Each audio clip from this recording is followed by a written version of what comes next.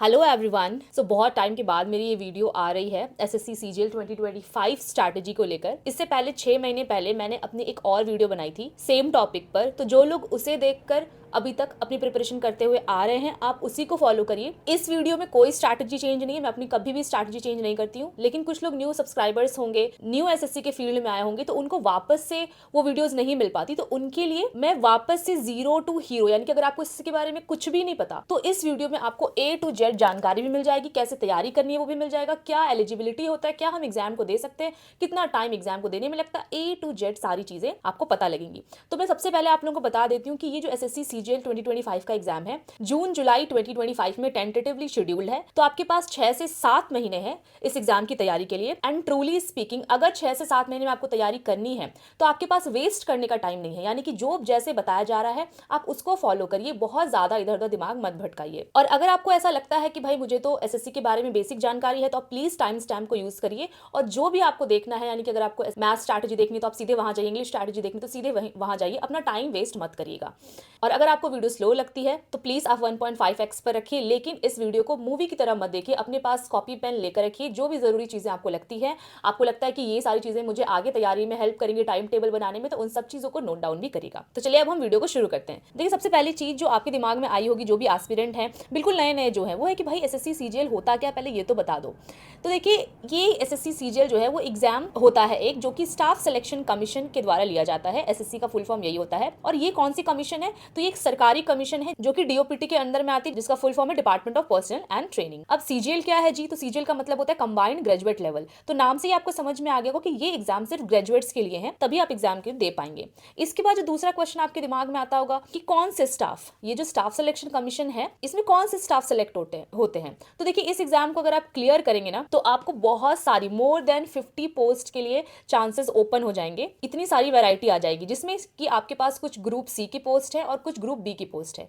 जो group C की post है उसकी सैलरी लगभग 45 to 50,000 होती है, और जो ग्रुप बी की पोस्ट है उसकी सैलरी 65 से 75,000 की इन हैंड सैलरी, वो भी स्टार्टिंग में ही होती है। अब ग्रुप सी में कौन कौन से पोस्ट आते हैं, तो जो फेमस नाम है वो मैं बता रही हूँ, वैसे तो बहुत सारे पोस्ट है।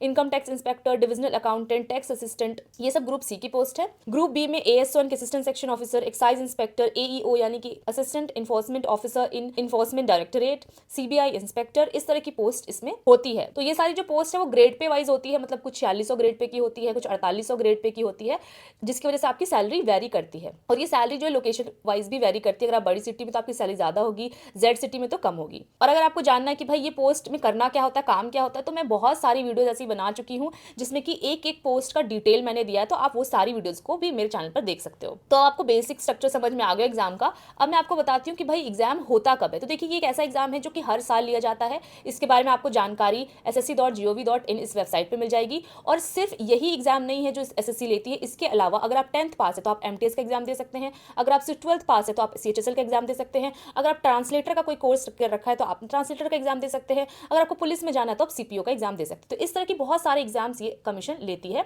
आप अपनी एलिजिबिलिटी के हिसाब से एग्जाम दे सकते हो। इस वीडियो में हम स्पेसिफिकली सीजीएल की कंबाइंड ग्रेजुएट लेवल के बारे में बात करेंगे। तो भाई यहाँ पर जो अब इंटरेस्टेड लोग आए हैं वीडियो के आगे में, उनको मैं बता दूं कि अभी सीजीएल का क्या हाल चल रहा है। सीजीएल का मतलब ये 2025 का सीजीएल अब होने वाला है, तो इसकी नोटिफिकेशन जो है वो टेंटेटिवली अप्रैल 2025 में निकल जाएंगी। नोटिफिकेशन का मतलब क्या होता है, उसमें उस एग्जाम के रूल्स, प्रोसीजर्स, फॉर्म फिलिंग कब होने वाली है, क्या क्या है, सब कुछ उसमें लिखा रहता है। तो जब नोटिफिकेशन आता है उस टाइम से ही फॉर्म फिलिंग शुरू हो जाती है, और लगभग 1 महीने तक आप फॉर्म भर सकते हो। तो इसका जो टियर 1 का एग्जाम होता है, सबसे पहला एग्जाम, वो आपका टेंटेटिवली जून जुलाई में होना, जो मैंने ऑलरेडी बता दिया है। अब टियर 1 का एग्जाम होता है तो कितने टियर होते हैं, तो देखिए 2 टियर्स तक होते हैं, जिसके बारे में हम आगे अच्छे से बात करेंगे।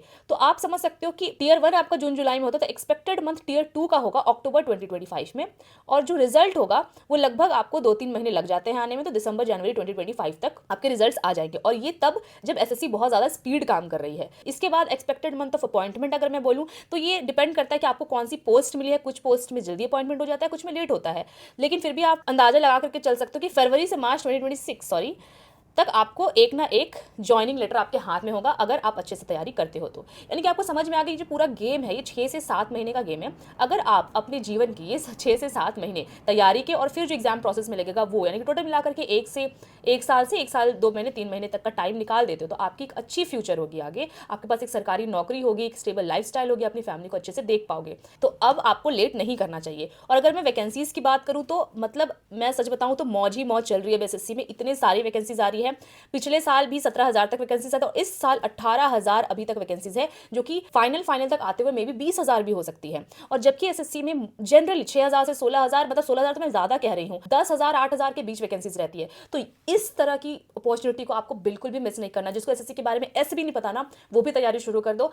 थोड़ा भी आप मेहनत कर लोगे ना ठीक से, तो आपके पास अच्छी खासी नौकरी हो जाएगी। इसको फॉर ग्रांटेड मत लो प्लीज। अब जिनको भी मेरी बातें समझ में आ गई, मोटिवेशन आ गया, तो अब आपके दिमाग में आता हो क्या मैं भी दे पाऊंगा, दे पाऊंगी, या फिर मैं क्या एलिजिबल हूं कि नहीं। तो मैं आपको यहाँ पर एलिजिबिलिटी जो बेसिक है वो बता देती हूँ। अगर आप ग्रेजुएट हो, किसी भी स्ट्रीम से हो, फर्क नहीं पड़ता, कितने भी परसेंटेज कम मार्क्स रहे हो कोई फर्क नहीं पड़ता, लेकिन बस आप एक रिकॉग्नाइज यूनिवर्सिटी से होनी चाहिए, आपके पास फाइनल रिजल्ट होना चाहिए, डीवी तक आपके पास एक डिग्री या प्रोविजनल डिग्री होनी चाहिए यूनिवर्सिटी से, तो आप एलिजिबल हो। अगर आप अपियरिंग में हो तो भी आप एलिजिबल हो। और अगर आपका 2024 का सीजल अच्छा नहीं हुआ है, आपको लग रहा है कि कंफर्म नहीं है, तो पक्का इस एग्जाम को दो। इसके बाद किसी को लग रहा है कि भाई मेरी तो उम्र हो गई, या मैं तो बहुत छोटी हूँ, क्या मैं इस एग्जाम को दे सकती हूँ, तो देखिए इसका जो एज होता है ना, वो अलग अलग पोस्ट के लिए अलग अलग होता है। तो कुछ पोस्ट के लिए 18 से 27 साल होता है, कुछ 18 से 30, कुछ 18 से 32 साल, आप स्क्रीन पर देख पा रहे होगे। तो अगर आप इस उम्र में से हो तो आप उस पोस्ट के लिए एलिजिबल हो, आप एग्जाम को दे सकते हो। और अगर आपके पास कैटेगरी है तब तो सोने पे सुहागा है। अगर आप ओबीसी में हो तो आपको इसके एक्स्ट्रा 3 साल और रिलैक्सेशन मिल जाता है, और एससी एसटी से हो तो 5 साल का रिलैक्सेशन आपको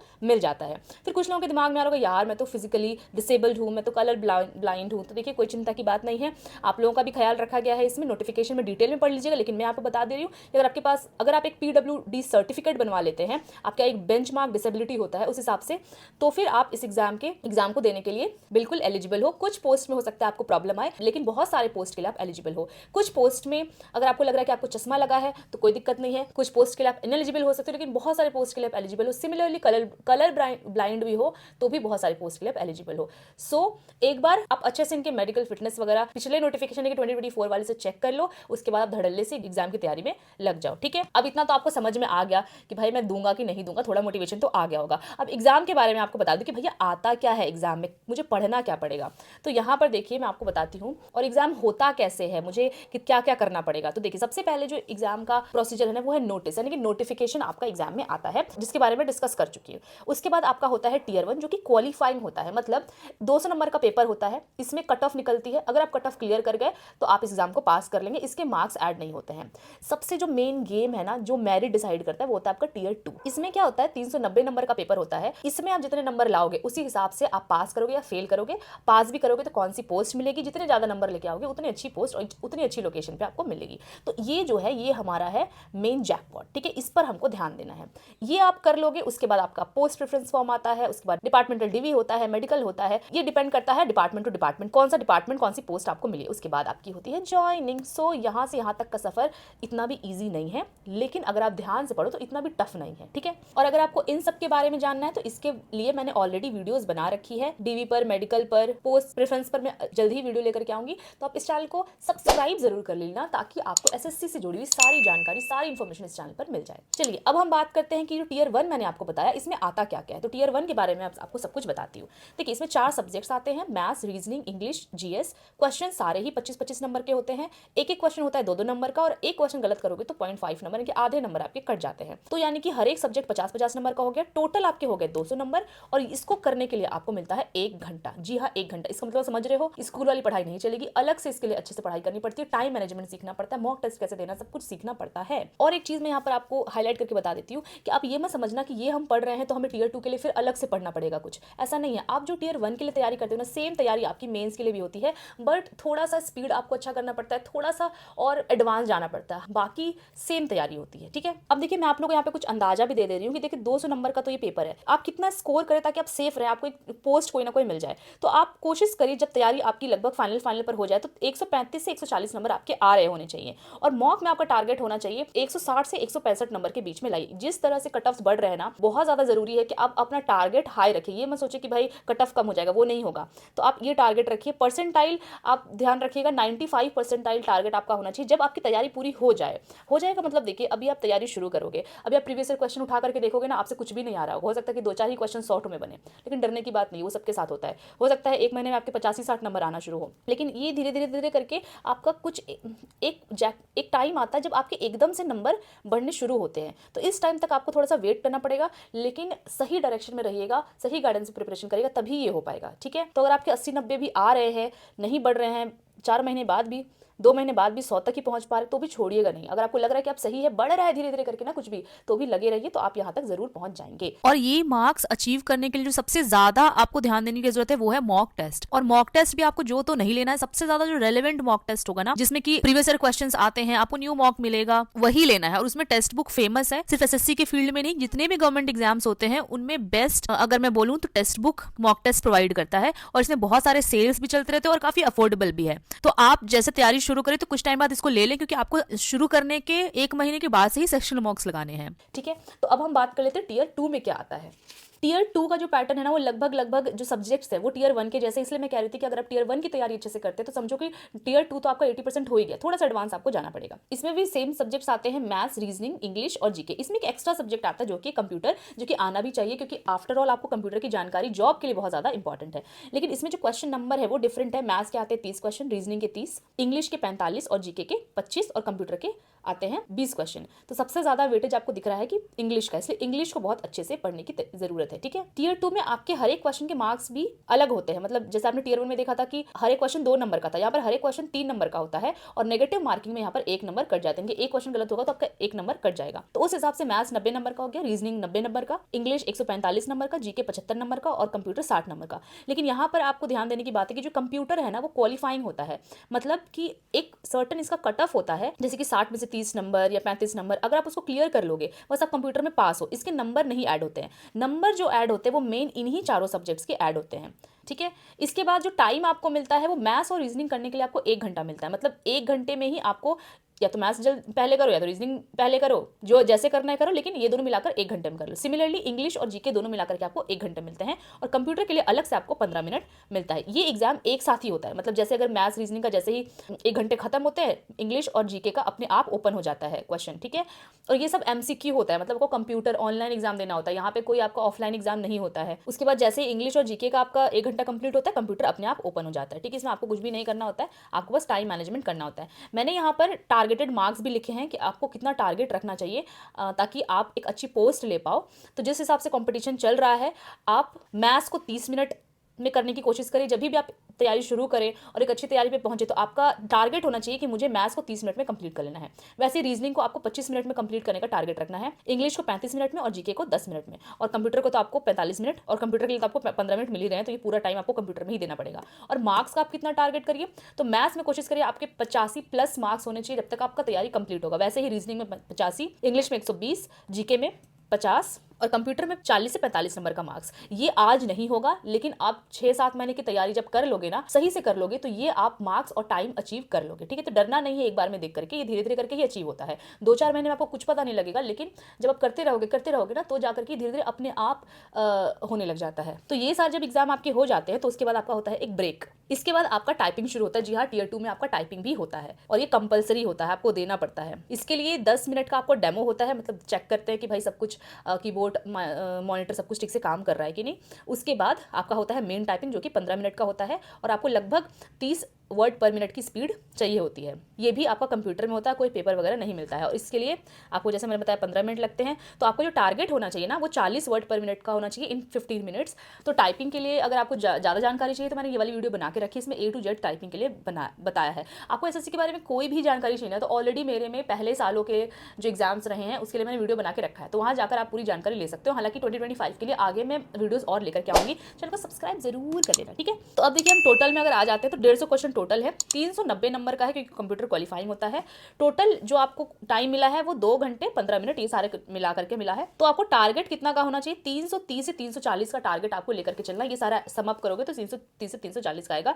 परसेंटाइल हमेशा 95 परसेंटाइल तक पहुंचने की कोशिश करो, because after all this is competition. Percentile का मतलब होता है आप 100 लोगों में से कितने लोगों को पीछे छोड़ चुके हो और कितने लोगों में हो। तो 95 परसेंटाइल का मतलब 100 में से आप 5 लोगों में हो, टॉप 5 में, ठीक है। सो आई होप आपको टीयर 1 और टीयर 2 का पैटर्न एग्जाम कैसे होता है ये अच्छे से से क्लियर हो गया होगा। अब आपके दिमाग में क्वेश्चन आ रहा होगा, ठीक है समझ गए, लेकिन हम शुरू कहाँ से करें? ठीक है, ये बहुत कॉमन क्वेश्चन है, तो अब मैं आपको बताती हूँ शुरू कहाँ से करूँ। ये एकदम थोड़ा सा प्रीच है मेरा, अगर आपको सुनना है तो सुनो, लेकिन सुनोगे तो आपका पूरे थ्रू आउट द प्रिपरेशन आपका मोटिवेशन बना रहेगा। देखिए, अपने आप को ना, जैसे मैंने वीडियो बनाई, आपने वीडियो देख ली, इसको देख करके या फिर किसी और ने आपको बोल दिया कि भाई एसएससी की तैयारी कर लिया, किसी भाई बंधु को देख लिया और तैयारी शुरू कर दी, ऐसा मत करना। अगर कर भी रहे हो तो अपने दिमाग में ये प्रिपेयर कर लो कि ये 1-2 दिन का नहीं है, ये 1 साल की पूरी जर्नी। तो am I ready to give my 1 year to this preparation? लेकिन उसके बाद आपको फल बहुत अच्छा मिलेगा, एक अच्छी खासी नौकरी मिलेगी, स्टेबल लाइफ मिलेगी। तो पहले ना अपने माइंड को प्रिपेयर करो बिफोर प्रिपरेशन, और हर एक दिन आपको 6, 7, 8 घंटे देने पड़ेंगे पढ़ने के लिए। तो ये सब सोच लो पहले। लग रहा है कि भाई बहुत डेंजरस है तो छोड़ दो, कुछ और कर लो, लेकिन सोचो तो फिर लग जाओ।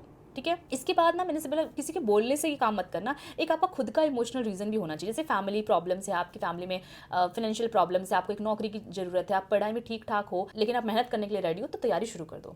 लव भी किसी का इशू होता है कि भाई जब तक सरकारी नौकरी नहीं मिलेगी तब तक मुझे शादी नहीं करेंगे उसके घर वाले, तो एक इमोशनल रीजन है। सोसाइटी का प्रेशर भी होता है कि भाई सोसाइटी में एक अच्छी रेपुटेशन चाहिए कि लड़के की सरकारी नौकरी होनी चाहिए, तो एक इमोशनल रीजन जो आपको ना, जब भी आप डाउन हो, जब भी आपको लगे कि नहीं हो रहा है, तो वो आप एक पुश करे। तो मेरे लिए ये बहुत बड़ा रीजन था। मुझे लगता था कि बहुत सारी सोसाइटी में लोग कहते हैं कि भाई लड़कियां नहीं कर सकती, लड़कियों की नौकरी नहीं हो सकती, ये तो मेरे को ना, जब भी मैं डाउन होती थी, जब भी लगता था कि नहीं होगा, तो मेरे को लगता था यार इनको ना सही साबित नहीं होने के लिए देना है। तो ये मेरा बहुत बड़ा रीजन था कि मेरे को हमेशा पुश करता था। तो एक रीजन अपना बना लो, उसको आप बोर्ड पे चाहो तो जहां पढ़ोगे वहां पे लिख लो, लेकिन आपके पास एक रीजन होना चाहिए। इसके बाद मेरा सजेशन रहेगा कि अगर आप एसएससी की तैयारी कर रहे हो तो बिल्कुल भी किसी अदर एग्जाम की तैयारी मत करो, वरना आप डिस्ट्रैक्ट हो जाएगा। और बहुत सारे लोगों की नौकरी 5-7 साल के बाद भी इसलिए नहीं लग पाती क्योंकि वो सोचते कि ये भी कर लूँ वो भी कर लूँ। तो बिग नो मेरी तरफ से है। उसके बाद aim for the best post. मैं आपको एक बात बताती हूँ, जब मैं लाइब्रेरी में पढ़ती थी और एसएससी सीजीएल की तैयारी करती थी, तब मुझे एक लड़के ने कहा था कि यार सीजीएल की तैयारी क्यों कर रही है, ग्रुप डी की किसी पोस्ट की तैयारी कर, वो हो जाएगा, सीजीएल तो बहुत बड़ी चीज़ है तो नहीं होगा। भाई आज तक वो लड़का तैयारी कर रहा है और मेरी नौकरी हुए 2 साल हो गए। ठीक है, तो हमेशा बेस्ट को टारगेट करो। छोटे को सोचोगे, मैं ये नहीं कह रही कुछ छोटा बड़ा, लेकिन अपने हिसाब से सबको पता होता है कि मेरी पोटेंशियल क्या है, तो आप उस हिसाब से टारगेट बनाओ, किसी के कहने पे मत आओ। बेस्ट टारगेट करोगे तो थोड़ा नीचे वाला भी मिलेगा तो अच्छा ही मिलेगा। ठीक है, उसके बाद देखो, ये पूरी प्रिपरेशन है ना, तो उसके लिए आपको डिप्रेशन के लिए भी मेंटली रेडी रहना है। हालांकि आई वुड सजेस्ट कि हमेशा अपने आप को पॉजिटिव रखो, मोटिवेशनल रखो, राधा नाम जप करो, कभी भी सत्संग सुनो, प्रेमानंद जी महाराज को सुनो, कभी भी डिमोटिवेशन नहीं आएगा। बट अगर आता है तो थोड़ा सा अपने आप को कंट्रोल करना सीखो। ये नहीं कि आज मेरे को परेशानी हो रही तो मैंने तैयारी ही छोड़ दी। परेशानी हो रही है, 1-2 दिन का ब्रेक लो, वापस रीस्टार्ट करो, लेकिन रेडी रहो। ठीक है, तो ये सारी चीज़ें आप ध्यान में रखना। इसका हो सकता है स्क्रीनशॉट लेकर के अपने वॉल पे भी लगा लेना, जब भी लगे कि देखना है तो देख लेना।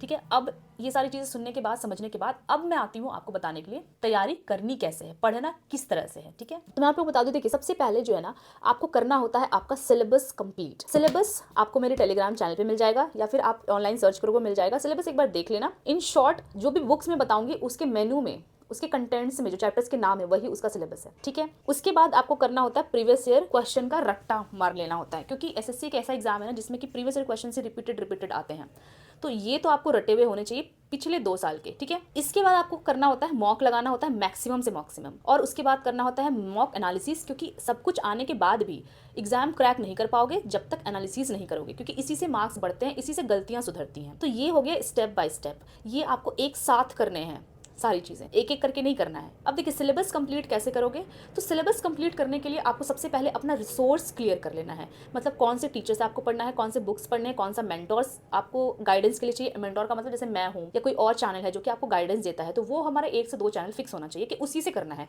10 लोग स्ट्रैटेजी डाल रहे हैं, 10 को आपको फॉलो नहीं करना है। उसके बाद आपका मॉक टेस्ट प्लेटफॉर्म की कहाँ से मॉक टेस्ट देना है, फिक्स करो ग्रुप्स को कि कौन से व्हाट्सएप ग्रुप्स या टेलीग्राम ग्रुप्स मेरे लिए बेनिफिशियल है, 4-5 अपना लो, सबको फॉलो करके सबके नोटिफिकेशन चेक नहीं करते रहने हैं। तो ये जो चीज़ है ये फिक्स करना आपको बहुत ज़्यादा ज़रूरी है। अब देखिए मैं इसके लिए आपको टाइमलाइन भी यहाँ पर बता देती हूँ कि आप सबसे पहला जो आज से लेकर के जो 10 दिन है उसमें रिसर्च करो, 7 से 10 दिन। ठीक है, और ये सारी चीज़ें आप अपने लिए फिक्स कर लो। इनके ऊपर बेस्ट वीडियोस आपको मेरे चैनल पे मिल जाएगी, सब चीज़ें मैंने बता के रखी है ऑलरेडी। 10 दिन में ये फिक्स हो गया। इसके बाद चाहे कुछ भी हो जाए, पूरे प्रिपरेशन के दौरान आपको ये चीज़ें चेंज नहीं करनी है। ठीक है, जितना टाइम जितना रिसर्च करना इन 10 दिनों में। उसके बाद के जो 4 महीने हैं इसमें आपको क्या करना है, पूरा सिलेबस कंप्लीट करने पर ध्यान देना है। प्रीवियस ईयर क्वेश्चन 2 साल के जो है उसको बहुत अच्छे से समझने और रटने पर ध्यान देना है। जितना भी पढ़ोगे उसको मल्टीपल टाइम्स रिवाइज करने पर ध्यान देना है। Practice practice practice, question practice पे ज़्यादा से ज़्यादा ध्यान देना है। है मॉक और उसके एनालिसिस। ये 4 महीने में आपका सब कुछ होगा, ठीक है। इसके बाद आपको क्वेश्चन आ जाएंगे, पता लग जाएगा कि भाई क्या इंपॉर्टेंट होता है, क्या नहीं होता है, क्या आता है, क्या नहीं आता है, ठीक है। इसके बाद जो आपके पास 2 महीने बचे हैं, इसमें आप रैपिड इंप्रूवमेंट करना शुरू करोगे। मैं बताऊं तो यहाँ पे तो आप कुछ नहीं करो 10 दिन में, 4 महीने में आप ऐसे ऐसे करके बढ़ोगे और ये 2 महीने में आप ऐसे बढ़ जाओगे। और ऐसा ही होता है हर एक इंसान के साथ। उसको लगता है भाई मेरे नंबर ही नहीं आ रहे, नंबर ही नहीं आ रहे, लेकिन जब लास्ट टाइम आता है फिर नंबर एकदम से बढ़ते हैं। क्या करने से बढ़ते हैं? तो प्रीवियस ईयर क्वेश्चन का ना रट लो, बार बार ये चीज़ मैं बोल रही हूँ।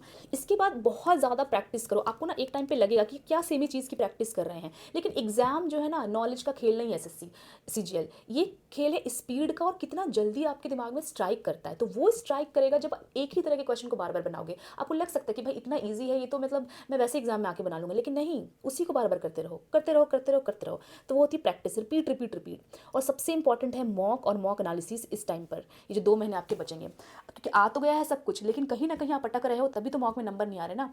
तो वो मैं आपको बताऊंगी मॉक कैसे देना है, मॉक एनालिसिस कैसे करनी है, ताकि आपके नंबर एकदम ऐसे बढ़ेंगे, ठीक है। अब इसके बाद देखिए इस वीडियो में मैं क्या कवर कर सकती हूँ इन सब में से। इन सब चीज़ों के ऊपर तो मेरी ऑलरेडी वीडियो, आप जाकर देख लीजिएगा। 2025 के लिए भी वीडियोज़ मैंने ये सारी बना रखी है, आप जाकर चेक कर सकते हो अपनी रिसर्च के लिए। इसके बाद इस वीडियो में आप लोगों को फुल प्रिपरेशन स्ट्रैटेजी के ओवरव्यू देंगे। ओवरव्यू का मतलब है कि मैं आपको बता दूँ कि भाई ये तरीका होता है तैयारी करने का, इस तरह से एक एग्जाम निकाला जाता है, हर एक सब्जेक्ट के लिए बेस्ट स्ट्रैटेजी। लेकिन आप उसको अपने हिसाब से मॉडिफाई कर सकते हैं, क्योंकि स्ट्रैटेजी कोई किसी की पूरी कॉपी नहीं कर सकता, एक आइडिया लेकर के अपने हिसाब से बना सकता है, तो आप कर लेना। तो ये मैं आपको इस वीडियो में दूंगी। इस वीडियो में आपको क्या नहीं बताऊंगी, तो स्पेसिफिक टिप्स और स्ट्रैटेजी जो हर एक सब्जेक्ट के लिए अलग अलग होगी ना, मतलब मैथ्स के लिए एकदम अलग स्पेसिफिक स्ट्रैटेजी टिप्स, वो मैं उसके लिए अलग से वीडियो बनाऊंगी। सिमिलरली इंग्लिश, जीएस और रीजनिंग के लिए अलग अलग से बनाऊंगी। सिमिलरली मॉक कैसे देना है बहुत ही अच्छे तरीके से, एक टॉपर स्ट्रैटेजी के लिए मैं अलग से वीडियो बनाऊंगी, और मॉक एनालिसिस के लिए भी। और मॉक एनालिसिस के लिए अभी तक भी कोई अच्छी वीडियो अवेलेबल नहीं है, इसके ऊपर मैं बहुत अच्छे से काम करके आपके लिए वीडियो लेकर के आऊंगी। एक ही साथ सब कुछ दूंगी तो वीडियो बहुत ज्यादा लंबी हो जाएगी। अब देखिए हम आते हैं अपनी स्ट्रैटेजी के ऊपर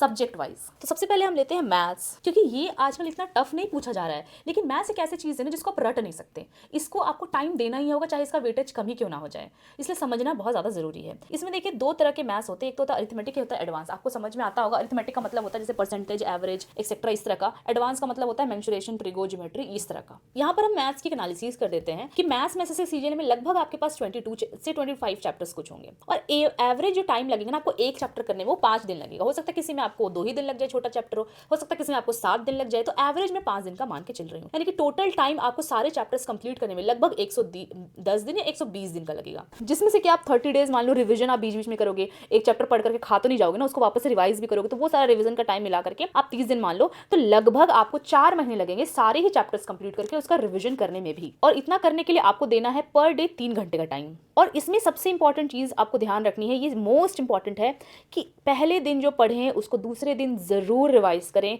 दूसरे दिन जो पढ़े उसको तीसरे दिन जरूर रिवाइज करें। अदरवाइज चौथा महीना आते आते तक आपको लगेगा यार पढ़ा तो बहुत कुछ लेकिन याद कुछ भी नहीं रहा। इसीलिए कोई भी सब्जेक्ट हो, मैथ्स नहीं, ये चीज आपको जरूर से जरूर ध्यान रखनी है।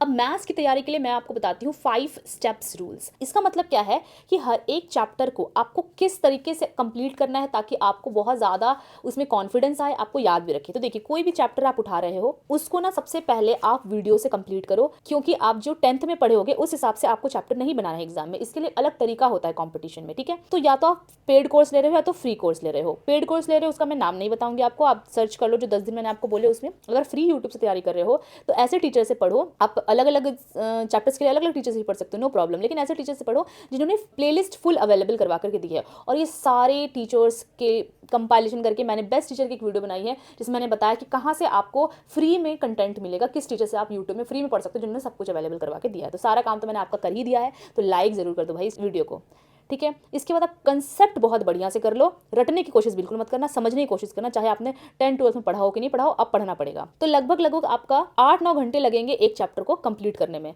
तो 8-9 घंटा आपको एक ही दिन में नहीं कर लेना है, कुछ दिन लगा करके एक एक घंटे करके आपको ये कंप्लीट करना है। और देखिए अगर कुछ चैप्टर जो है वो 12-13 घंटे की होती है, टीचर्स कराते तो आपको पूरी वीडियो देखने की जरूरत नहीं है। उसमें आप क्या करें, जो कंसेप्ट वाला पार्ट है ना वो बहुत अच्छे से कर लीजिए, जो क्वेश्चन वो करवा रहे हैं बेसिक क्वेश्चन तुरंत कंसेप्ट के वो अच्छे से कर लीजिए, और जो एक्स्ट्रा क्वेश्चन वो करवा रहे हैं मतलब एक एक ही टॉपिक में मान लीजिए 10 क्वेश्चन करा रहे हैं, तो आपने 3-4 पहले खुद से कर लिया, उसके बाद के जो क्वेश्चन आप स्टॉप करिए, वीडियो को खुद से बनाइए, फिर मिलाइए, तो इससे क्या होगा, आपकी प्रैक्टिस भी होगी और वीडियो में आप देखते भी जा रहे हो, तो वो एक साथ ही चीज़ें कवर हो जाएंगी। और एक चीज़ कि आप ना टीचर का ये भी देखिए कि भाई वो किस लेवल की अकॉर्डिंग करा रहे हैं, क्या रेलेवेंट करवा रहे हैं, उसके लिए आप प्रीवियस क्वेश्चन पहले देख लिया कीजिए कि अच्छा इस तरह के क्वेश्चन आते हैं, तो अगर आपको लग रहा है ये क्वेश्चन तो यार बिल्कुल इरेलेवेंट या ये कंसेप्ट बिल्कुल इरेलेवेंट करा रहे हैं, तो आप उसको स्किप कर सकते हो, पूरी वीडियो देखने की आपको जरूरत नहीं है। ठीक है, ये जो आप वीडियो देखोगे उससे आपका सब कुछ कंसेप्ट वंसेप्ट क्वेश्चन वैश्चन सब कुछ क्लियर हो जाएगा।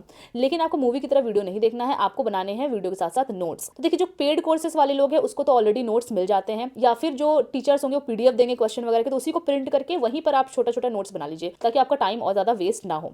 लेकिन जो फ्री में यूट्यूब से तैयारी कर रहे हैं वो क्या करिए, शॉर्ट नोट्स बनाइए। शॉर्ट नोट्स मतलब कि शॉर्ट में क्वेश्चन लिखिए, शॉर्ट में आंसर करिए, इंपॉर्टेंट चीज़ें लिखिए, सर्कल वर्कल कर लीजिए, मतलब किताब का किताब मत बना लीजिए। किस तरह से बनाए जाते हैं उसके लिए मैंने अपने ओरिजिनल नोट्स आपको दिखाए इस पर, इस वाले वीडियो पर, तो आप जाकर के देख सकते हो। ये सारी वीडियोस का लिंक आपको मेरे डिस्क्रिप्शन मिल जाएगा, तो इस वीडियो खत्म होने के बाद आप एक बार डिस्क्रिप्शन जरूर से जरूर चेक कर लेना। ठीक है, अब देखो नोट्स में होता क्या है, बेसिक जो चीज़ें होती है, फॉर्मूला अगर किसी चैप्टर का कुछ इंपॉर्टेंट है, क्वेश्चन एक टॉपिक पे 3-4 क्वेश्चन आप लिख लीजिए, इंपॉर्टेंट ट्रिक्स अगर टीचर ने कुछ बताया हुआ है, इंपॉर्टेंट कैलकुलेशन किसी चैप्टर का अगर होता है तो वो सब, ताकि रिविजन फ्रेंडली हो। यानी कि अगर आप एग्जाम के टाइम पर उस चैप्टर को आपको रिवाइज करना है तो आप किताब तो उठाओगे नहीं, आप उस नोट्स कॉपी को उठाओगे, वहां से आपको सब कुछ एक बार में झटके में याद हो जाना चाहिए। ठीक है, ये नोट्स कॉपी तो आपको मतलब 100 बार कम से कम एग्जाम से पहले रिवाइज हो जाना चाहिए। कुछ लोगों को लगा 100 बार, तो हाँ भाई 100 बार, एग्जाम ऐसे ही नहीं निकलता है। इसके बाद ये जो आपने नोट्स बनाया है उसको देख रखने के लिए तो बनाया नहीं है, खाना पीना तो है नहीं उसका, तो आपको क्या करना है, उसको रिवाइज करना है टाइम टू टाइम। जिस दिन आप नोट्स बनाओगे दूसरे दिन वापस रिवाइज करो, फिर जैसे वीडियो देखा फिर नोट्स बनाया फिर उसको आगे रिवाइज करो, तो इस तरह से आपको रिवाइज करते करते जाना है। और जब आपका पूरा चैप्टर वीडियो नोट्स बनाना खत्म हो जाए तो एक दिन का ब्रेक लीजिए और उस नोट्स को वापस से पूरा रिवाइज करिए। जब नोट्स रिवाइज कर लेंगे ना तब तक आपके दिमाग में वो चैप्टर बिल्कुल गूढ़ करके बैठ जाएगा। उसके बाद आप निकालिए किताब, तो कौन सा किताब लेंगे, कोई भी previous year question based book ले लीजिए, खाली देख लीजिएगा कि एरर नहीं होना चाहिए और एक स्टैब्लिश्ड ब्रांड का बुक होना चाहिए। नहीं कि कोई टीचर ने आज पढ़ाने के लिए आया है, कल किताब निकाल लिया आप उसको देखने लग रहे हैं। तो वैसे किरण पब्लिकेशन की बुक काफी स्टैब्लिश्ड है, काफी एरर फ्री भी है और प्रीवियस ईयर क्वेश्चन इसमें भर भर के मिल जाएंगे। और सबसे अच्छी बात इसमें टाइप वाइज क्वेश्चन है, जिससे कि आपको ईजी टू हाई लेवल आप जा रहे हो आपको समझ में आएगा। टीचर भी टाइप वाइज ही लगभग क्वेश्चन कराता है तो आप रिलेट कर पाओगे। तो आप यहाँ से इसको भी तो यहाँ से भी पढ़ सकते हो, या फिर आपने अगर कोई बुक ले ली तो उसी से पढ़ो, सिंपल सी बात है। ठीक है, तो बुक में आपको क्या करना है, मान लीजिए किसी चैप्टर में 200 क्वेश्चन है तो 50-60 क्वेश्चन डेली लगाइए, 3 से 4 दिन में आपका किताब खत्म हो जाएगा। हो सकता है किसी में 85 क्वेश्चन है तो आपका एक दिन में खत्म हो जाएगा, तो आपको उसके बाद किताब कर लेना है। उसके बाद आपको उस चैप्टर का लगाना है सेक्शनल मॉक। ठीक है, वहां से आप समझो कि भाई मॉक होता कैसे, टाइम मैनेजमेंट की आपको रिक्वायरमेंट पड़ेगी। आपको लगेगा भाई देखते देखते टाइम पार हो गया, तो आपको जब समझ में आएगा ना टाइम कम पड़ रहा है तब जाकर के आप स्पीड करने की कोशिश करने लग जाओगे और लगभग 90% आप सही कर लोगे, क्योंकि अभी अभी आपने ये सब किया है। तो ये सारा स्टेप फॉलो करके क्या करना है, आपको एक चैप्टर कंप्लीट करना है और इस तरह से अगर आपका एक चैप्टर कंप्लीट होगा फिर आप भूल नहीं सकते। ठीक है, आप अगर बाद में रिवाइज भी करोगे तो इजीली रिवाइज हो जाएगा और आपका रिवीजन के लिए आपका पूरा नोट्स वोट्स बना हुआ है, सब कुछ के साथ आप तैयारी में हैं। समझ में आ गया? तो इस तरह से करके आपको लगभग 5-7 दिन लगेगा एक चैप्टर को होली कंप्लीटली एंटायरली कंप्लीट करने में। ठीक है, तो हुर्रे, बहुत अच्छी बात है, खुश। इस तरह की इमोजीज मैंने बहुत सारे बनाए, प्लीज़ इसको अप्रिशिएट करिएगा आप लोग। इसके बाद क्या करना है, revise revise revise, practice practice practice, repeat repeat repeat. इस बात कुछ नया नहीं करना है, जितना आपने उस चैप्टर में किया बस उसको ही लगाते रहिए और जो प्रीवियस क्वेश्चन है ना उस चैप्टर का उसको कर लीजिएगा 2 साल का पीछे का। ठीक है, बस मैथ्स आपका रेडी। इसके अलावा मैथ्स में कुछ मत करिएगा, कुछ नहीं कुछ नहीं कुछ नहीं, बहुत है। इसके बाद देखिए हम लोग आते हैं इंग्लिश में, सबसे ज़्यादा वेटेज भैया इसी का, सबसे ज़्यादा लोग डरते भी इसी से है। और एक मैं आप लोगों को चीज़ बता दूँ कि इंग्लिश जिन लोगों को बिल्कुल नहीं समझ में आती, बिल्कुल लगता है कि मेरा गधा गोबर जैसे इंग्लिश है, मेरे को तो समझ में भी नहीं आती, उनके लिए मैं सोच रही हूँ कि 1-3-4 घंटे की वीडियो लेकर के आऊँ जिसमें ना मैं उनको इंग्लिश समझना पढ़ना सिखा दूं। उसमें एसएससी का कोई रूल रेगुलेशन नहीं पढ़ाऊंगी, लेकिन इतना समझा दूंगी कि भाई इंग्लिश पढ़ा कैसे जाता है। ठीक है, ताकि इंग्लिश का डर जरूर खत्म हो जाएगा। तो इंग्लिश आपको भी आपको देना है 3 घंटा, क्योंकि भाई सबसे ज्यादा वेटेज है तो टाइम तो देना पड़ेगा। इंग्लिश में देखो 3 पार्ट होते हैं, ग्रामर होता है, कंप्रेशन होता है, वोकैबुलरी होता है। ग्रामर तो आपको पता ही है, कंप्रेशन का मतलब होता है कि जैसे पैराग्राफ हो गया या क्लोज टेस्ट हो गया। क्लोज टेस्ट का मतलब एक पैराग्राफ रहेगा जिसमें खाली जगह रहेगा, उसको आपको भरना है। तो खाली जगह कब भरेंगे, जब आपको समझ में आया कि भाई भरना क्या है, जब आपको इंग्लिश पढ़ना लिखना है। वोकैबुलरी का मतलब वर्ड मीनिंग। तो मैं तीनों के लिए अलग अलग स्ट्रैटेजी होती है, वो मैं आप लोग को अच्छे से बता दे रही हूँ। मैं टिप्स वगैरह भी शेयर करूंगी यहाँ पे। तो ग्रामर में अगर हम सबसे पहले आते हैं, सबसे ज्यादा टाइम टेकिंग यही होता है, सबसे ज्यादा खौफ लोगों को इसी में होता है भाई ये रूल याद नहीं हो रहा, वो रूल नहीं याद हो रहा, लेकिन सबसे ज्यादा यूजफुल यही होता है, क्योंकि अल्टीमेटली आपको एग्जाम के बाद जब नौकरी करेंगे ना तो ये बहुत काम आएगा, क्योंकि नोटिंग ड्राफ्टिंग करनी होगी और कुछ लिखना पड़ेगा। तो ग्रामर आपका अच्छा होना चाहिए भाई, ऐसा नहीं लोल बकलोल किसको लेकर के आ गया ऑफिसर बना के, ये चीज आपके ऊपर नहीं आनी चाहिए। ठीक है, तो इसमें देखो क्या करेंगे, तो आप ग्रामर को चैप्टर वाइज पढ़ना शुरू करिए। नीतू मैम का किताब ले लीजिए, वहां पर आपको समझ में आ जाएगा कि भाई कौन कौन सा चैप्टर होता है, नाउन प्रोनाउन ये वो। तो एक एक चैप्टर को पकड़िए। क्या करिए, वीडियो देख लीजिए, फ्री वीडियो देखिए तो पेड वीडियो देखिए। अगर आपकी इंग्लिश अच्छी है तो मैं बोलूँगी वीडियो भी मत देखिए। मैंने कभी वीडियो नहीं देखी, मतलब ऐसा वीडियो नहीं देखी कि नाउन को बैठ करके नाउन चैप्टर पढ़ रही हूँ एसएससी के लिए, नहीं देखा है। हाँ, नाउन के ऊपर क्वेश्चन वगैरह कैसे आता है, कैसे करते हैं, वो सब देखा है, तो वो सब आप देख सकते हो। लेकिन अगर कमजोर इंग्लिश तो आप जरूर देखिए वीडियो। फ्री में कहाँ से वीडियो आपको मिलेगा, वो मैंने बताया आपको कि सबसे अच्छी वाली टीचर्स की वीडियो मैंने बना रखी है, यहाँ से आप जाकर के देख सकते हैं। ठीक है। उसके बाद आपको ध्यान रखना है कि आप ना रूल को कभी भी रटने की कोशिश मत करिए, उसको समझने की कोशिश करिए। ये आपको लग रहा होगा रटेंगे तो आप क्वेश्चन में नहीं लगा पाएंगे, रटेंगे ना तो तोता की तरह रूल बोल तो देंगे लेकिन जब क्वेश्चन आएगा तो नहीं लगा पाएंगे। तो इसीलिए समझिए, ट्राई टू अंडरस्टैंड मीनिंग। मतलब इंग्लिश जो आप सेंटेंस पढ़ेंगे ना भाई, बोलना क्या चाह रहा है, अगर इसको मैं थोड़ा सा ऐसे घुमा दूँ तो इसका मतलब क्या हो जाएगा, अगर मैं इसको यहाँ लगा दूँ तो इसका मतलब क्या हो जाएगा। मतलब कहने का है कि आपको समझ में आना चाहिए इंग्लिश, रट्टू तोता की तरह नहीं होना चाहिए। और देखिए कुछ लोग ना पढ़ पढ़ के गलती तो निकाल देते हैं, लेकिन अगर उनको बोला जाए कि लिखो इंग्लिश तो उनकी हालत खराब हो जाएगी। अगर आप लिख सकते हैं ना, इसका मतलब समझते हैं, तो इसीलिए ध्यान रखिए कि लिखना आपको आना चाहिए। तो आप लिखोगे पढ़ोगे कहाँ से, जब आप इंग्लिश पढ़ना शुरू करोगे भाई, थोड़ा देखना शुरू करोगे, ऑब्जर्व करना शुरू करोगे। तो उसके लिए लोग क्या करते हैं कि भाई न्यूज़पेपर वगैरह उठा लेते हैं। मैं I highly not recommend newspaper. मैं आपको बोलती हूँ कि जब आपको एसएससी का एग्जाम देना तो भाई प्रीवियस ईयर क्वेश्चन उठाओ ना।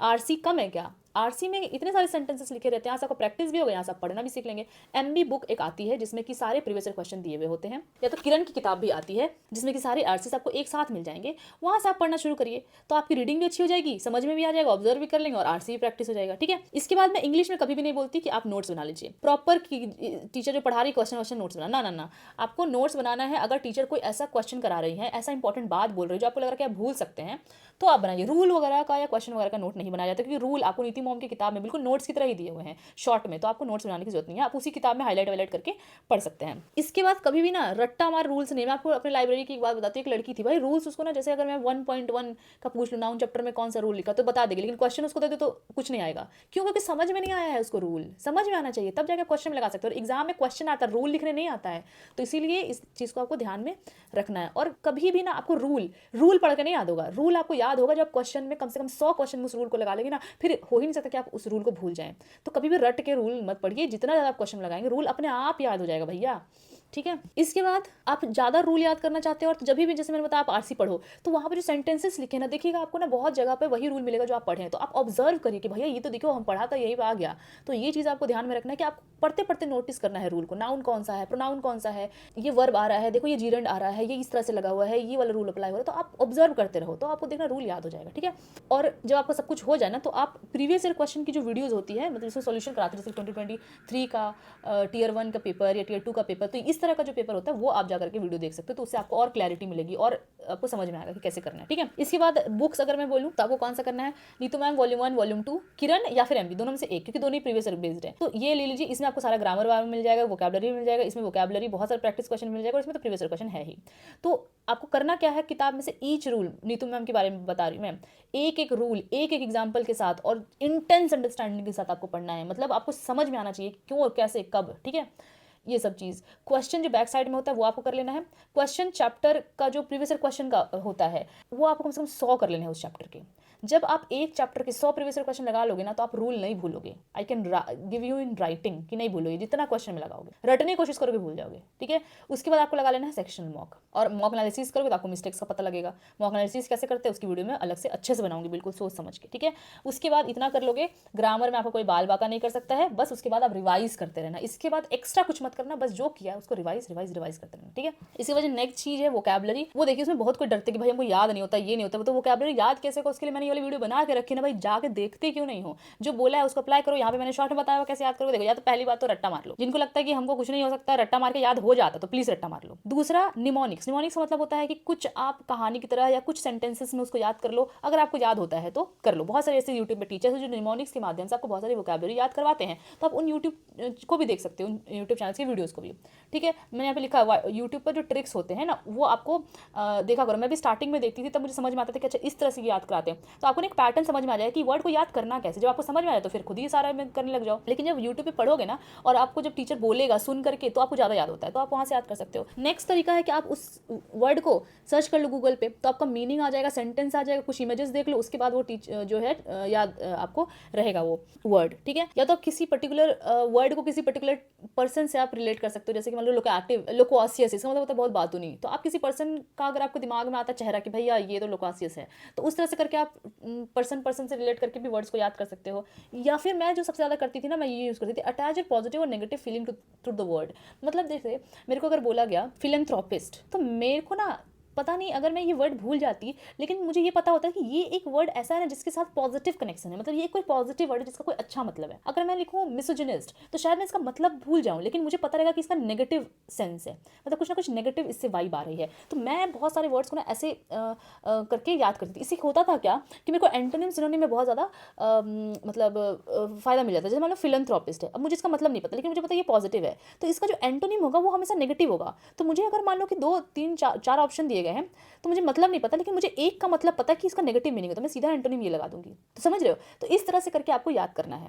और एक चीज़ वोकैबुलरी याद करने का ना, आप दिन भर में जब भी कुछ भी पढ़ रहे हो तो अचानक से आज जो आपने वोकैबुलरी पढ़ी है ना, एकदम से याद करो कि अच्छा ये फिलंथ्रोपिस्ट इसका ये मतलब था, या लोक्वासिस इसका ये मतलब था। मतलब एकदम से आपको दिन भर में जितने भी वोकैबुलरी आपने पढ़े हैं रैंडमली याद करो, तो देखना उससे आपको याद होगा। या फिर दूसरों को बोलो, अगर आप किसी के साथ पढ़ते हो तो वेल एंड गुड, उसके साथ डिस्कस करो, तो देखना वो आपको याद हो जाएगा। ठीक है, कहाँ से करोगे? तो नीतू मैम की जो बुक है, एमबी बुक है, वो एनफ होती है, लेकिन आजकल ब्लैक बुक भी बहुत मार्केट में चल रही है, आप उससे भी याद कर सकते हो वोकैबुलरी, लेकिन नीतू मैम से तो करना ही करना है। एमबी बुक में भी स्टार्टिंग में बहुत सारे वोकैबुलरी इडियम सब कुछ दिए हुए हैं, हर एक सेट के पीछे भी दिए रहते हैं, उतना कर लेने से एनफ होता है। बट अगर आपको पर्टिकुलरली वोकैबुलरी के लिए कोई बुक चाहिए तो ब्लैक बुक ले सकते हो। और प्रीवियस ईयर क्वेश्चन तो वही जितने भी आए हुए हैं वो सब करने ही करने हैं आपको, और उनके जो ऑप्शंस है ना उसकी भी मीनिंग जो दी होगी उसको करने। हो सकता है कि अभी ये वाला है, नेक्स्ट ईयर में उसके ऑप्शन का क्वेश्चन आ जाए, तो ऑप्शन सारे याद करने। ये नहीं कि भाई इसका एंटोनिम ये है तो हम सिर्फ वही याद करें, चारों ऑप्शंस की मीनिंग आपको पता होनी चाहिए। वोकैबुलरी आपका बहुत वाइड होना चाहिए, क्योंकि वोकैबुलरी से वर्ड मीनिंग एंटोनिम सिनोनिम में नहीं आता, क्लोज टेस्ट में भी आ जाता है, कभी कभी ग्रामर में भी आ जाता है। तो आपको वोकैबुलरी रीच होना चाहिए। और वैसे भी आपको वोकैबुलरी काम आता है, जब जॉब में जाओगे ना तो देखोगे कि जो वोकैबुलरी अपने एसएससी में पढ़ रहे हो ना,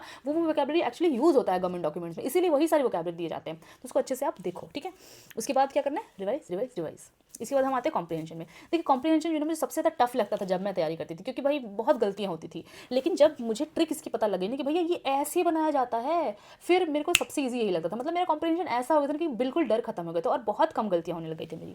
तो ये कौन सी ट्रिक्स हैं ये मैंने सब समराइज़ कर दिया। देखो PQRS यानी कि जो सेंटेंस अरेंजमेंट होती है, और RC यानी कि जो रीडिंग कॉम्प्रिहेंशन होता है, और क्लोज टेस्ट जिसमें आपको फिल इन द ब्लैंक्स वाला होता है। तो ये तीनों ही चीज़ों का जो बेस्ट ट्रिक्स है मैंने वो ये 3 वीडियोज़ में बना करके रखी है। तो आप जाओ, लिंक आपको डिस्क्रिप्शन मिल जाएगा, जाकर के इस वीडियो खत्म होने के बाद देख लेना।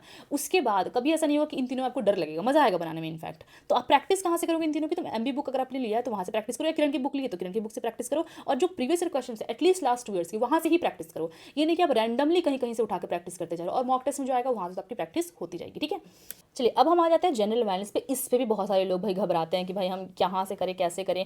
हमेशा सर सबसे ज़्यादा यही होता है कि how to prepare for general awareness, लेकिन मैं यहाँ पर आप लोगों को कुछ ट्रिक्स भी शेयर करूँगी, कैसे तैयारी करना है, मैंने कैसे करती, सब कुछ बताऊंगी। तो इसको आपको दिन भर में कम से कम 1 घंटा देना है। और इसमें भी 3 तरह से जनरल अवेयरनेस का कैटेगरी बनी हुई है, जैसे कि सब्जेक्ट वाइज यानी कि हिस्ट्री, ज्योग्राफी, इकोनॉमिक्स, ये सब कुछ। स्टैटिक मतलब जो कभी चेंज नहीं होता, जैसे कि विश्व की पहली महिला कौन है, भाई इस देश का ये करेंसी है, इस देश में ये भाषाएं बोली जाती है, इस तरह के जो क्वेश्चन होते हैं जो कि आपको रटने पड़ेंगे। और current affairs at least last 6-7 months का आपको करना पड़ता है। ठीक है, तो अब मैं आपको अलग अलग बताऊंगी कि अलग अलग तरीके से तीनों की तैयारी होती है। तो जो सब ठीक है, तो इसमें आपको जनरल अवेयरनेस में एक चीज़ हमको याद रखना है कि लिमिटेड रिसोर्स। जनरल अवेयरनेस में क्योंकि जीए इतना बड़ा है ना कि सबसे ज़्यादा सिलेबस इसी का, सबसे ज़्यादा वेटेज भी इसी का कम है। तो इसका मतलब हमको क्या करना है? कम से कम इनपुट से सबसे ज़्यादा आउटपुट निकालना है। वो कैसे करेंगे हम वो अभी बताएंगे आपको। ठीक है, देखिए सब्जेक्ट वाइज वाली तैयारी कैसे करनी है कि आपको एक एक सब्जेक्ट उठाना है, यानी कि 2-2 सब्जेक्ट हिस्ट्री ज्योग्राफी साथ में पढ़ रहे हैं, ऐसा नहीं। एक सब्जेक्ट उठाओ हिस्ट्री, ठीक है, अब इसको कंप्लीट करो, फिर ज्योग्राफी, फिर कंप्लीट करो। कैसे कंप्लीट करोगे इजीली मैं आपको बताती हूँ कि देखो क्या करो, जाओ वीडियो सर्च करो यूट्यूब पे। कैसी वीडियो?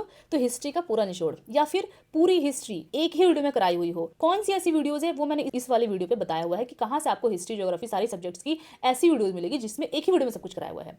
उस तरह की वीडियो देखो। उसमें होगा क्या, जितने भी इंपॉर्टेंट टॉपिक्स हैं उस वीडियो में कवर रहेंगे, क्योंकि उसमें बकवास नहीं होता।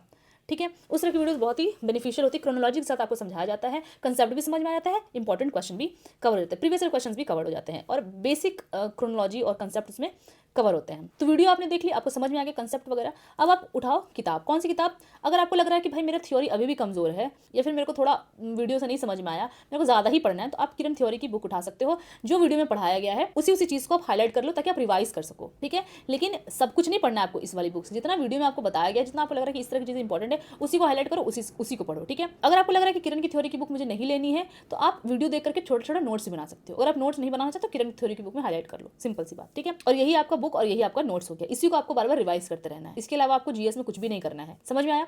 एक वीडियो, बुक को हाईलाइट, उसी को पढ़ते रहो। और प्रीवियस ईयर क्वेश्चन जो है उस टॉपिक पर्टिकुलरली हिस्ट्री के जितने प्रीवियस ईयर क्वेश्चन है वो आप कर लेना। कहाँ से करोगे? तो बहुत ही अच्छी किताब आती है किरण की जीएस की जो किताब है, MCQ वाली, इसको मैंने खुद से भी लगाया हुआ है, बहुत अच्छी किताब है। जो भी टॉपिक पढ़ोगे वहाँ से आपको MCQ कर लेने हैं। उसके बाद जो मॉक टेस्ट में आप क्वेश्चन करोगे वहाँ से भी आपकी प्रैक्टिस होती रहेगी। जो भी आपको ऑप्शंस मिलेंगे मॉक टेस्ट पे, उसको सॉल्यूशन को सब पढ़ते रहना, देखना जीएस आपका अपने आप अच्छा हो जाएगा। बहुत सारा जीएस आपका हो जाएगा। अगर आप सोचोगे बहुत ज़्यादा डीप में जाकर के बहुत ज़्यादा मेरे को जीएस पढ़ना है तो फिर बहुत दिक्कत हो जाएगी। इसीलिए जीएस में हमेशा कोशिश करो कि सिर्फ बेसिक से हम कवर करें। उसके बाद रिवाइज। अब हम आते हैं स्टैटिक पे। तो स्टैटिक को आप कैसे करोगे? देखिए, सिंपल जाइए, क्रेजी जीके ट्रिक एक यूट्यूब चैनल है, उसको सब्सक्राइब कर लीजिए। वहाँ पर कोई भी टॉपिक के ऊपर आप ट्रिक सर्च कर दे, जैसे कि विश्व की पहली महिला के ऊपर ट्रिक बताइए, तो वो आपको ट्रिक से पूरा याद करवा देंगे। ठीक है, या तो अगर आपको निमोनिक्स बनाना आता है खुद से तो आप निमोनिक्स बना लीजिए, या फिर कनेक्ट विद सम फीलिंग, जैसे कि मैंने आपको इंग्लिश में बताया, वैसे करके आप स्टैटिक जीके को याद कर सकते हो। कहाँ से याद करोगे? तो लूसेंट की किताब है, उस आपके लिए एनफ है, वहाँ से आप कर सकते हो। सारे के सारे बॉक्सेस इसमें से याद नहीं करने, सारा स्टैटिक जीके आपको नहीं खाना पीना है, आपको पता होना चाहिए कि क्या इंपॉर्टेंट है क्या नहीं। तो वो मैंने इस वाली वीडियो पे बता के रखा है कि कौन सी चीज़ें आपके लिए इंपॉर्टेंट है। जाओ लूसेंट किताब से उन सारे डब्बों पे टिक लगा लो और सिर्फ वही उन्हीं डब्बों को आपको करना है। फिर इन फ्यूचर आपको लगता है कि भाई ये डब्बा भी इंपॉर्टेंट है तो उसको कर लेना, लेकिन फिलहाल के लिए 20-25 डब्बे अपने लिए टिक मार्क कर लो और उनको याद करना शुरू करो, सबके पीछे मत पड़ो। ठीक है, इसके बाद जितने प्रीवियस क्वेश्चन है वो तो आपको आने ही आने चाहिए, और उनके ऑप्शन से रिलेटेड क्वेश्चन भी आपको आने चाहिए, क्योंकि बहुत बार ऐसा होता है कि भाई जो क्वेश्चन पूछा अगले बार उसका ऑप्शन से क्वेश्चन पूछ लिया। अब हम आते हैं जीएस के थर्ड कैटेगरी यानी कि करंट अफेयर्स के ऊपर। तो देखिए 6 महीने का करंट अफेयर्स कम से कम आपको प्री के एग्जाम तक करना है, यानी कि अगर आपको जून जुलाई में 2025 में एग्जाम है तो आपको नवंबर 2024 से जून 2025 तक करंट अफेयर्स अच्छे से कर लेना है। मैं आपको बोलूँगी कि करंट अफेयर्स के लिए आप डेली करंट अफेयर्स की वीडियोस देखना शुरू करो, 3 से 45 मिनट का हो। कौन से चैनल्स आपके लिए अच्छे हैं करंट अफेयर्स के लिए वो मैंने इस वाले वीडियो में बताया हुआ, जाकर के आप देख सकते हो। आप नोट्स मत बनाओ, लेकिन आप ना डेली करंट अफेयर्स देखो, क्योंकि आपको याद करने की जरूरत नहीं पड़ेगी फिर, क्योंकि धीरे धीरे ना डेली कुछ हो रहा है अपने आप आपके दिमाग में रहेगा। तो आप एग्जाम में अगर आपको क्वेश्चन नहीं भी आ रहा होगा ना तो आप अंदाजा लगा पाओगे, क्योंकि पूरी कहानी आपके दिमाग में सेट है। ठीक है, अगर आपको रिवाइज करना है एग्जाम से जस्ट पर, तो आप पीडीएफ जो होते हैं मंथली पीडीएफ, वो टीचर्स आपको टेलीग्राम ग्रुप वगैरह में अवेलेबल करवा के दे सकते हैं, तो आप उसको डाउनलोड करके रखना, सीधे वहीं से रिवाइज करना, नोट्स में बना लेना। उसके बाद अड्डा 247 ऐप में ना क्विज होता है करंट अफेयर्स का, मैं डेली वो भी लगाती थी, जिससे कि मेरा डेली भी रिवाइज होता रहता था।